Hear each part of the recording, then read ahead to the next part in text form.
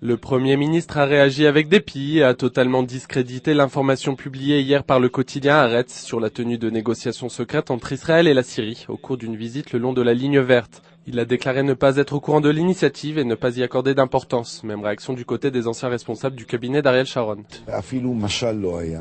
לא ידעתי על שום דבר, אף אחד מגורמי הממשלה לא היה מעורב בעניין הזה, איזושהי יוזמה פרטית של אדם שדיבר עם עצמו.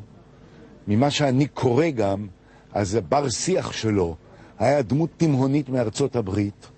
Olmert se réfère aux accords qui ont été passés entre Alon Liel, ancien directeur de cabinet du ministère des Affaires étrangères, et des intervenants syriens en Europe. L'accord prévoit un retrait total d'Israël du plateau du Golan et rentre dans la catégorie des initiatives privées prises par des acteurs non officiels. L'ancien ministre des Affaires étrangères Sylvain Shalom et son directeur de cabinet Ron Prozor connaissaient l'existence de ce réseau de discussion, à la différence du cabinet du Premier ministre. De retour de sa visite peu avant d'être notifié de son inculpation dans le cadre d'une enquête criminelle, Olmert a voulu vérifier sur le terrain la mise en œuvre des mesures d'allègement qu'il a promises à Mahmoud Abbas lors de leur rencontre. בשום מקום לא ראינו חסימות, בשום מקום לא ראינו עצירות. היו כמה מקומות שבהן התור של המכוניות היה של פחות מ10 מכוניות.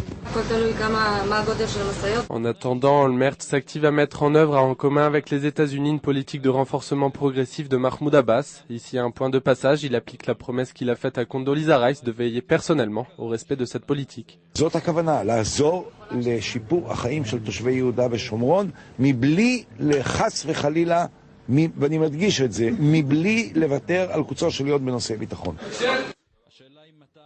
La question est de savoir quand les Palestiniens ressentiront-ils les effets des mesures d'allègement. À en croire le Premier ministre, c'est déjà largement le cas.